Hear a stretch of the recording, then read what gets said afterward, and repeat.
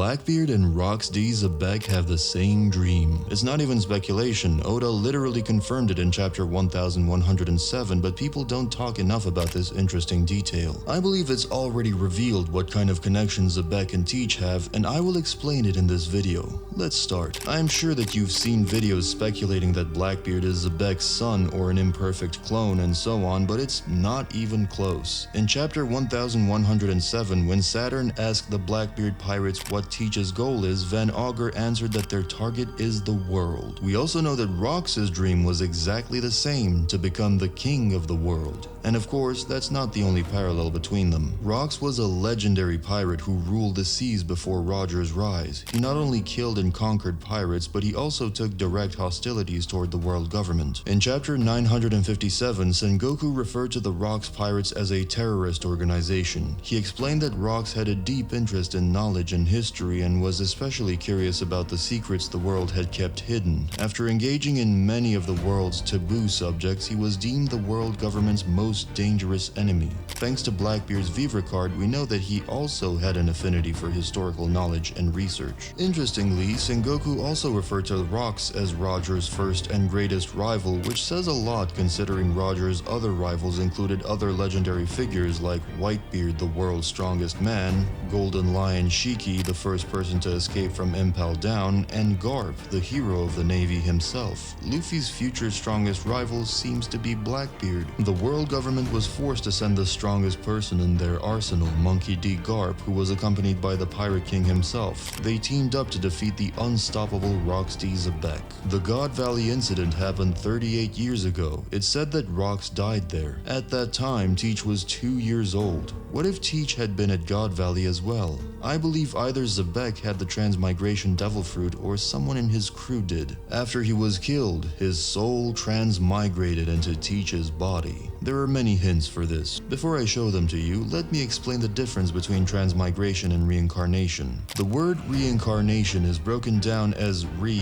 meaning again and incarnation meaning entering the flesh or body. This is not to be confused with resurrection, which is closer to Brook's power. He was born again in the same body. Transmigration, on the other hand, is when the soul is transferred to another living being. Reincarnation and resurrection are very important because we know that Oda knows and uses both of these concepts in One Piece. I already showed you a few parallels between Blackbeard and Xebec's interests, goals, and personalities. Now, let me show you why Xebec's soul is inside Blackbeard's body. I am sure you have seen this picture of a kid Blackbeard crying under the moon. We also know that Teach never sleeps and has a strange lineage. I believe this is what happened. When Xebec died, Xebec himself, or someone from his crew who had the Transmigration Devil Fruit, used his awakening to transfer Xebec's soul into Teach's body. Usually, a power like this would just change the soul of the owner, but Blackbeard is different. I believe that because of his special lineage, Xebec's soul could not kick Teach's soul out of his body, so there are two souls in Blackbeard's body. One is his own and the other is Xebec's. This is why Blackbeard had to eat the Yami Yami no Mi. Oda made us think that he wanted this fruit because of its unique and powerful defensive capabilities. Yes, this fruit is one of the strongest out there, if not the strongest, but the main reason why Teach wanted this fruit was to nullify the effects of Xebec's fruit so he would not explode if he ate another fruit. For example, if Xebec actually had the Transmigration Devil Fruit that worked after his death, it means that he still had a devil fruit in his soul, but it did not have any more power, so when he got a new body and wanted to become stronger, he had to nullify a devil fruit that he already had. After all, isn't it strange that Teach had read the Devil Fruit Encyclopedia at such a young age? On the other hand, it's not surprising if Xebec knew it because it was revealed that he knew many things that were considered taboo. The nullifying ability doesn't just work when Teach uses his darkness attacks, it also works on anything he touches. When he grabbed both Ace and Luffy, neither of them was able to use their powers, so it only makes sense that it would work on himself as well, and as Oda doesn't really do coincidences, I feel like he wouldn't have given this Devil Fruit this specific trait for nothing. We know that Devil Fruit powers remain active in the soul based on when Brook came back to life. Although he was just a soul, he was still able to retain the powers of his Devil Fruit. He was even able to actually eject his soul from his body. Additionally, we know that Brook's body rotted away. This proves that Devil Fruits don't solely solely attached to bodies, but to souls. If fruits were attached to the body, when Brook's body died, his fruit would have reappeared somewhere else in the world, and he would not have been able to use his powers anymore. If the soul of Rocks was reincarnated or transmigrated into Teach, the dark fruit was the only option. This theory also lies in the unique characteristics of souls and wills that Oda has laid out for us. Take the words of Whitebeard. Just like there are people who will carry on Roger's will, I'm sure someone will appear to carry on Ace's will someday.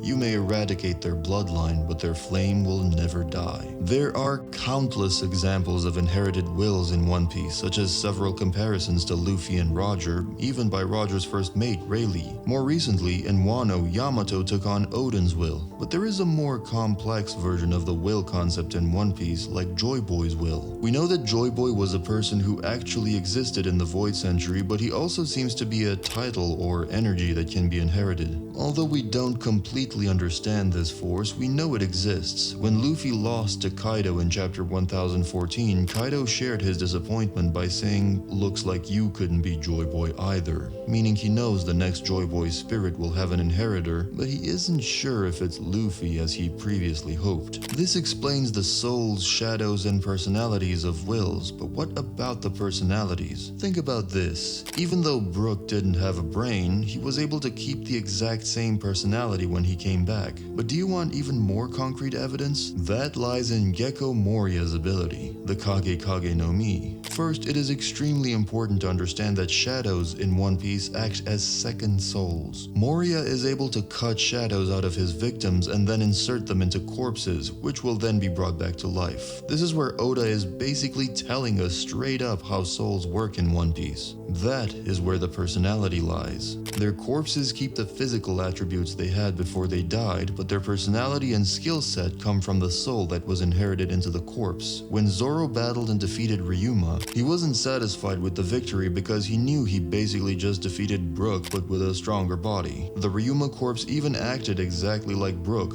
And think about when the corpse Sanji's shadow was put into couldn't even hit a woman, even though it was forced to by the fruit's power to obey Moria, because that's something Sanji's personality would never do. There are examples of multiple personalities in one body in One Piece, like Cavendish and Hakuba. When Hakuba, the personality of Cavendish, takes control, he also physically changes his facial features and his hair grows wilder and scragglier. This is a nice parallel to Teach's two different looks. Sometimes he has teeth, sometimes he does not. This proves that the soul controls the body to some extent. But with all this new context and evidence, it might actually be the case that his transmigration fruit has allowed Xebec to possess Blackbeard and that his old personality is just buried deep inside him, but his core personality is essentially just Rocks reborn in the modern era. This would allow for the exact plan to unfold that he wanted so many years ago, taking over the world and ruling it as the world's king. There are still many questions. Is Teach evil as well, or does he seem evil because of Xebec? How many devil fruits can he eat if the Yami Yami no Mi nullifies the explosion effect, and so on? In this video, I just wanted to show you a different idea about how Xebec and Blackbeard could be linked. Hope you enjoyed it. After Van Augur revealed that Teach's dream is the same as Xebec's, now I wonder what his plan is. Did Xebec plan all of this, or is Teach the mastermind behind it?